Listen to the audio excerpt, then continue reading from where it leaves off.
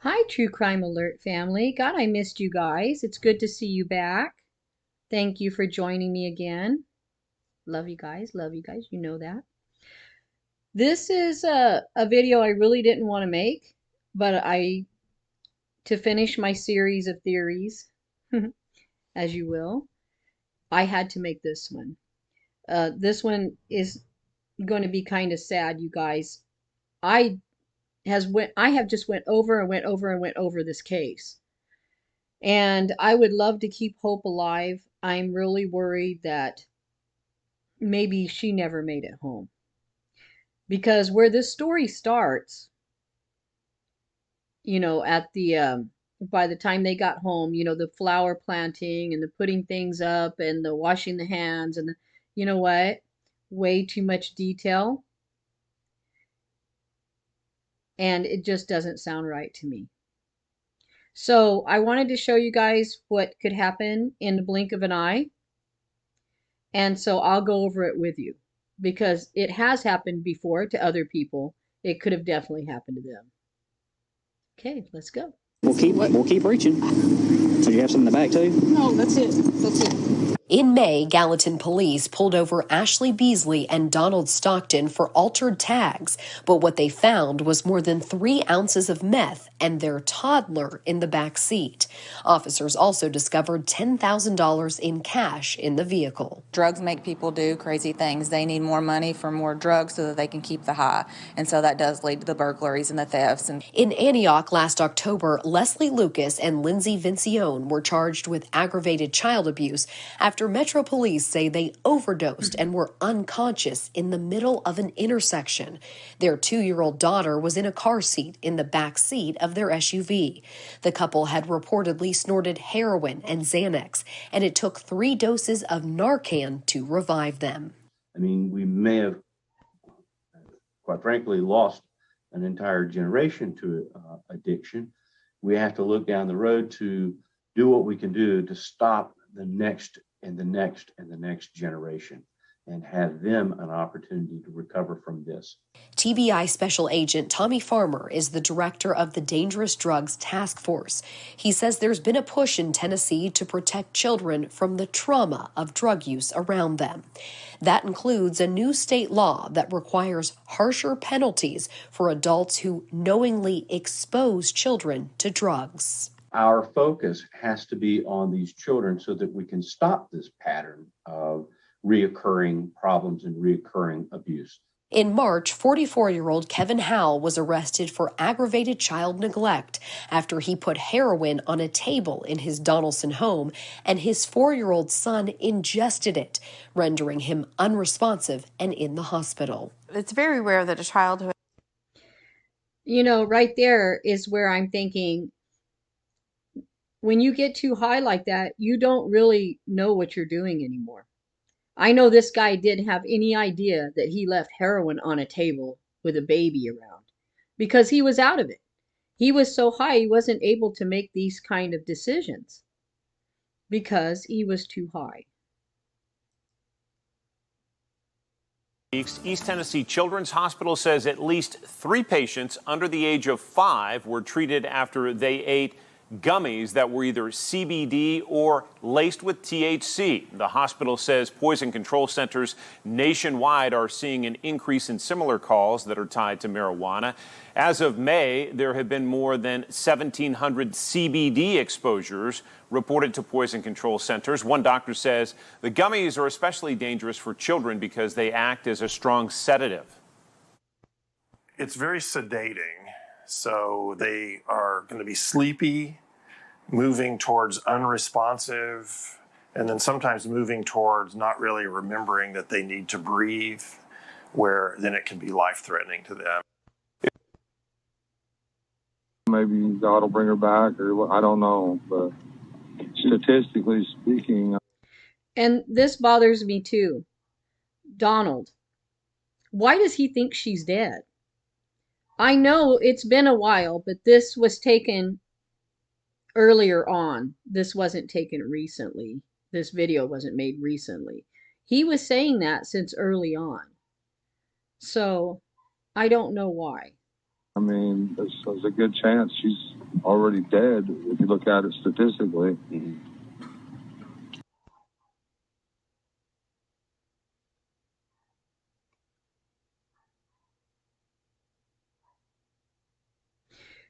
And I'm wondering, did Summer make it home? What do you guys think? Was this a safe and loving environment? I don't think so. Apparently not, because the boys have been taken too.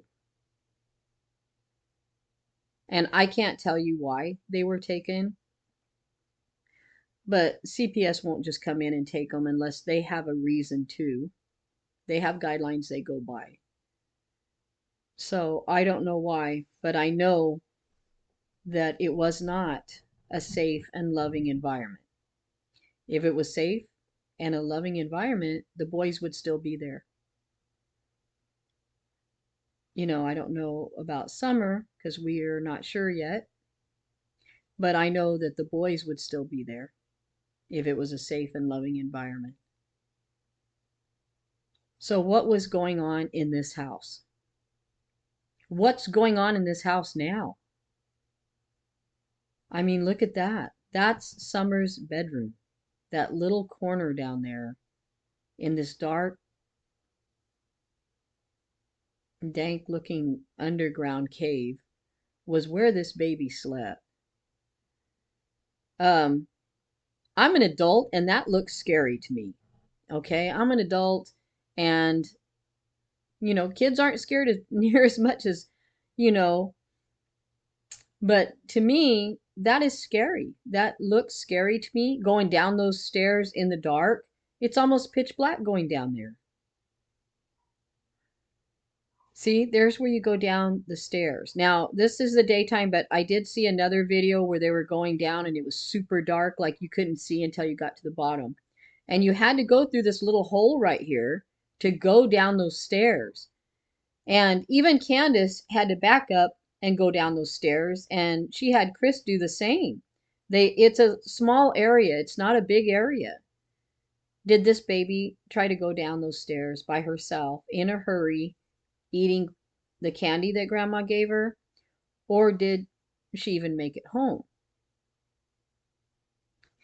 I don't know, but this doesn't look like a safe environment to me.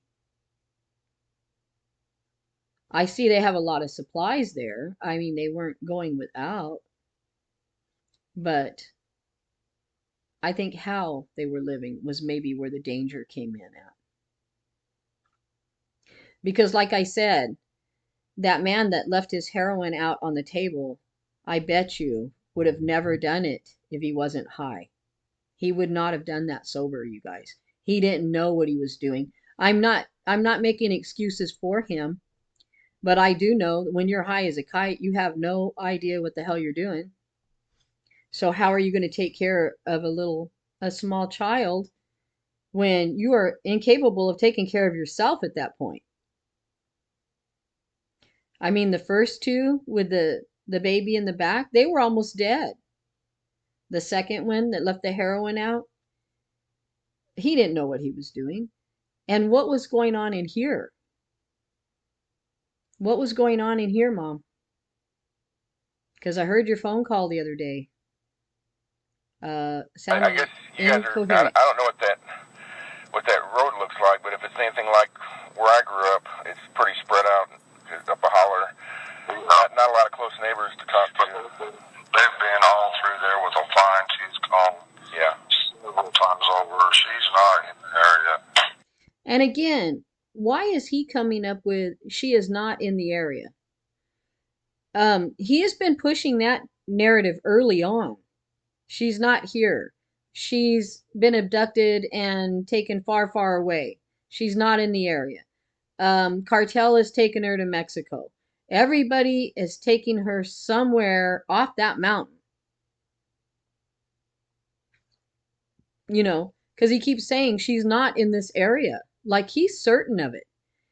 He acts like he's very, very certain of it, you guys. What does he know? Because I think him and Candace and Grandma all know. They know.